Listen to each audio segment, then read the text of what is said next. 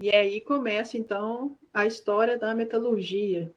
E é nesses anos, como a Kelly disse, que a gente consegue observar, através de registros históricos, o surgimento dos primeiros estabelecimentos e oficinas que trabalhavam com metalurgia.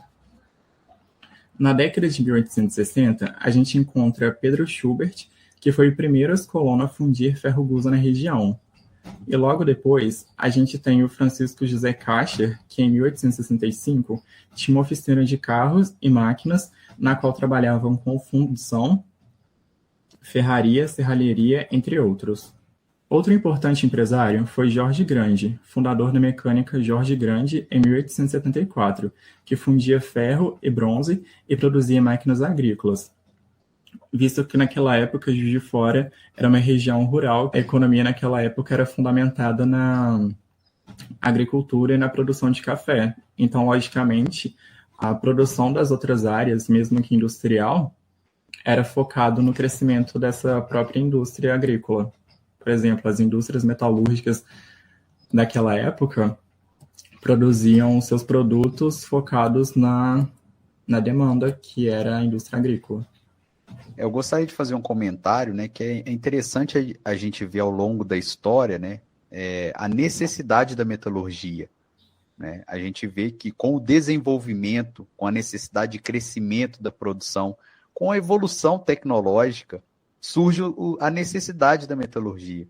Então, o setor agrícola, que antes trabalhava apenas com pessoas, com serviço braçal, vê a necessidade de um ferramental melhor, né? E, consequentemente, do que foi preciso? Do desenvolvimento da metalurgia. Né? O transporte, que naquela época era feito por animais, né? Com o desenvolvimento tecnológico, foi necessário o crescimento da indústria metalúrgica para a produção de peças, de ferramentas, até para o transporte também. Então, é bem interessante ver como que o setor metalúrgico, o desenvolvimento do setor metalúrgico vai junto com o desenvolvimento tecnológico da humanidade. Então, acho que isso é bem interessante de pontuar e a gente observa vendo a história. Bom, a história do desenvolvimento da metalurgia na cidade de Juiz de Fora é muito parecido com o desenvolvimento da metalurgia em outras cidades, tanto de Minas Gerais quanto do Brasil, como, por exemplo, João Molevade, que também tem uma grande produção metalúrgica atualmente, com a ArcelorMittal, e tem a sua história voltada para o desenvolvimento tecnológico metalúrgico, principalmente para a agrícola, né? No início, desenvolviam fundições para esses ferramentais agrícolas. Marcos, uma pergunta. Esses minérios, né? O minério, ele era trazido de outros lugares, né? Juiz de Fora não tem grandes reservas minerais, não é isso? Sim. De acordo com os livros que eu li, que foi do Giroletti, foi documentado que a matéria-prima que eles traziam para cá, ela vinha do exterior. Por exemplo, eles não faziam o beneficiamento do minério aqui. Traziam o ferro do exterior para produzir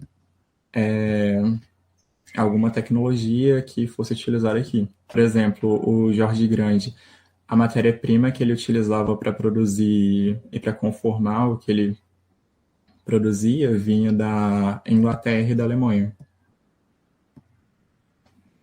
Então, a gente vê aí, né, o desenvolvimento ao longo dos anos, né, das indústrias, tanto de mineração quanto metalúrgica no Brasil, principalmente após 1800, né, principalmente após a chegada da corte portuguesa aqui no Brasil, que teve esse grande impulsionamento desse desenvolvimento, com chegadas de universidades, faculdades, com a necessidade de criar indústrias para atender a demanda, né?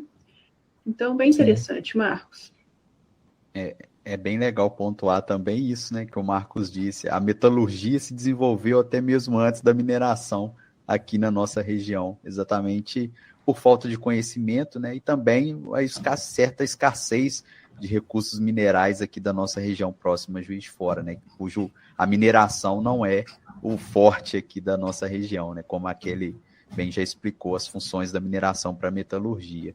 Então é bem legal pontuar isso. A metalurgia em Juiz de Fora e na região, ela veio até primeiro do que o desenvolvimento da mineração em outras áreas, aí, em outras regiões do Brasil, né? Apesar da mineração ser a primeira etapa para o desenvolvimento da metalurgia, é interessante pontuar isso aí que você falou. E nessa imagem aqui que a gente está apresentando, é um anúncio da Companhia Mecânica Jorge Grande, na qual ele anuncia quais são os produtos que ele produz e, juntamente com o telefone e o endereço. Quais eram esses produtos, ô Marcos, para o pessoal que está nos ouvindo aí saber? Os produtos que ele produzia eram máquinas de lavoura e fundição de ferro e bronze. Dando continuidade, já em 1913, temos a JR Ladeira e Companhia, do Joaquim Rodrigues Ladeira, uma empresa que produzia baldes hincados, dentre outros materiais metálicos. E na imagem que estamos apresentando, temos a foto do Joaquim Rodrigues Ladeira e uma das empresas que ele possuía. Naquela época era muito comum pessoas que tinham uma certa quantidade de capital ter mais de uma empresa, ou pessoas da mesma família trabalharem juntas em apenas uma empresa. E essa era uma das empresas que Joaquim produzia. Interessante. Aí só para comentar também, para o pessoal que às vezes não é da área, né? É uma tecnologia rústica, mas bem empregada à época, né?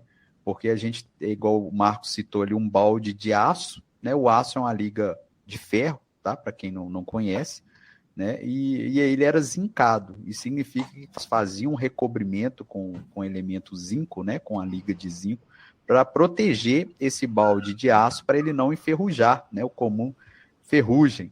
Então é uma tecnologia muito interessante, rústica, mas muito interessante aí para a época. O balde de aço, né, predominantemente de ferro, que era protegido com uma camada de zinco para que não enferrujasse. Dando um salto no tempo, na década de 50, Juiz de Fora recebeu as empresas estrangeiras Facit, que era sueca, e a Becton Dickinson, que era americana. A Facit, ela produzia máquinas datilográficas e calculadoras mecânicas, enquanto a Becton Dickinson, que é conhecida como BD, ela produzia materiais médicos, como os diversos tipos de agulha, agulhas hipodérmicas e entre outros. E aí? É o mesmo local, a sede ainda? Sim, continua sendo no mesmo local. Mudou bastante a fachada, né? A arquitetura mudou bastante. Você vê que, bom, para quem está só nos ouvindo, né? A foto que está apresentando a fachada aí da década de 50 é bem arredondada, né? Toda futurística, assim, digamos, né? E a sede de 2021, ela já é um formato mais quadrangular. Só um comentário, né, que também é mostrando ao longo da história a arquitetura, né, também foi sendo desenvolvida e bem característica de cada época. Interessante pontuar, né, que a gente citou, né, o Marcos citou uma empresa de máquinas datilográficas, não é isso, Marcos? Sim, é Facit. E uma empresa que trabalha com agulhas, né, para injeção de medicamentos aí. São produtos que, se você não parar para refletir, você não associa eles com a metalurgia, mas está diretamente ligado, né? Mesmo uma máquina datilográfica que atualmente não é mais utilizada, né, quantas peças de metais, né, que ela emprega no seu funcionamento, né? E as agulhas para injetáveis nem precisa dizer, né? São feitas de metais. Então, isso está diretamente ligado com o desenvolvimento da metalurgia aqui na nossa região, a implantação dessas empresas. Foi importante, né? Uma tecnologia que a cidade não tinha na época. E, além disso, a vinda dessas duas indústrias, como qualquer outra, ela promove a geração de empregos, de tecnologia, que de alguma forma dá um impacto na sociedade, né? E falando em tecnologia, né, e na metalurgia em si, existe algo muito interessante que talvez você que esteja nos ouvindo nunca parou para pensar. Como é feito o buraco da agulha que injeta um medicamento? Então, não vem ao caso aqui nós entrarmos em detalhes, né, porque é puramente metalurgia, mas é um desenvolvimento metalúrgico muito grande. O ser humano ser capaz de fazer o buraco de uma agulha, que tem muita utilidade, né, no nosso dia a dia aí.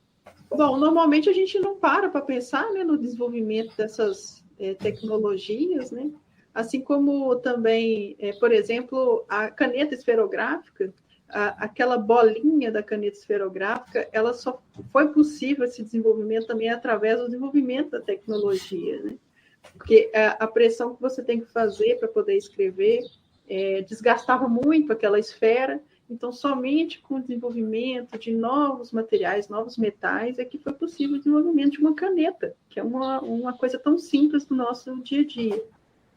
Interessante, tudo vai sendo planejado e até chegar onde a gente está. E acaba virando uma coisa que acaba sendo banal para a gente, mas tem todo um desenvolvimento tecnológico por trás disso. Que a gente, às vezes, não percebe. Na realidade, até mesmo a biologia, né, o desenvolvimento de remédios, descobrimento de doenças, ela está muito relacionado com o desenvolvimento de diferentes tecnologias. Então, por exemplo, no século XIV, século XV, XIV, não existia vidro. Então, a partir do desenvolvimento do vidro, é que você pôde construir lentes, e aí você pôde produzir mais livros, porque tinham mais leitores, e pôde desenvolver o microscópio, e através do microscópio você descobrindo outros seres, e descobrindo materiais, e etc.